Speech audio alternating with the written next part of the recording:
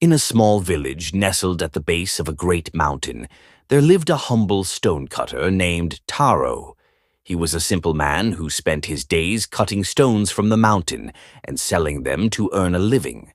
Though his work was hard and his hands were rough from the years of labor, Taro was content.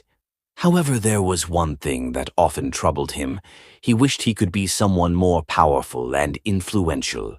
Each day, as Taro chipped away at the stone, he would look up at the mountain towering above him. He admired the mountain's strength and majesty, but he also longed for something more in his life. He couldn't help but wonder if there was a way for him to escape the life of a lowly stonecutter.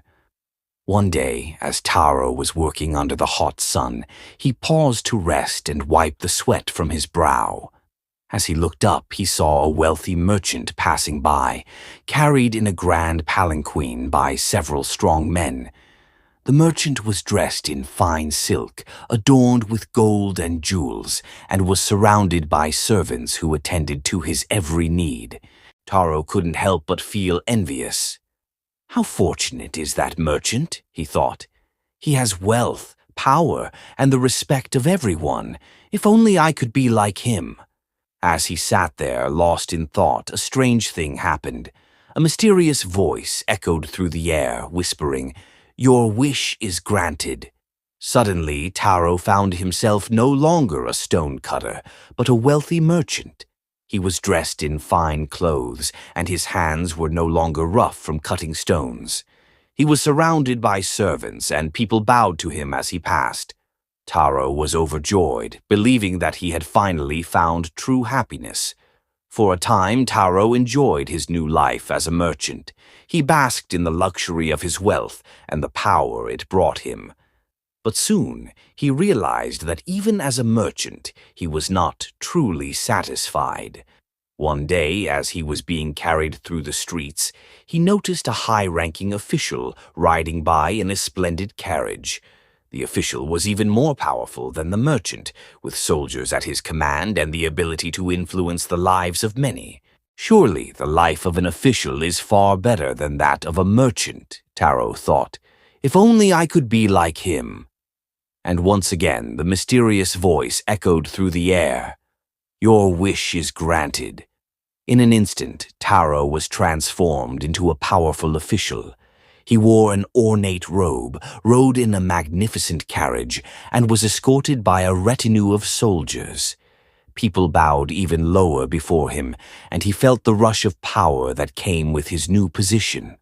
But soon, Taro discovered that even with all his authority, there were limits to his power. One hot summer day, as Taro was overseeing the work of his soldiers, he noticed that, despite his power, he was still at the mercy of the sun. The intense heat made him uncomfortable, and he realized that no matter how powerful he became, he could not control the sun. "The sun is more powerful than I," Taro thought. "If only I could be the sun." And so the mysterious voice whispered once more, "Your wish is granted." In an instant, Taro became the sun. He shone brightly in the sky, radiating heat and light over the land. He felt powerful as he watched the people below seek shelter from his intense rays. But as time went on, Taro noticed something strange. Despite his brilliance, he was sometimes obscured by dark clouds that blocked his light and made the world below cool and dark. "The clouds are more powerful than I," Taro thought. "If only I could be the clouds." And so the mysterious voice whispered again, "Your wish is granted." Taro became the clouds, drifting across the sky and bringing rain to the earth. He was pleased with his newfound power, for he could now block the sun and control the weather. But as he poured rain down onto the land, he noticed that the rain was not always welcome.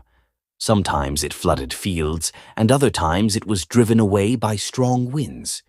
"The wind is more powerful than I," Taro thought. "If only I could be the wind."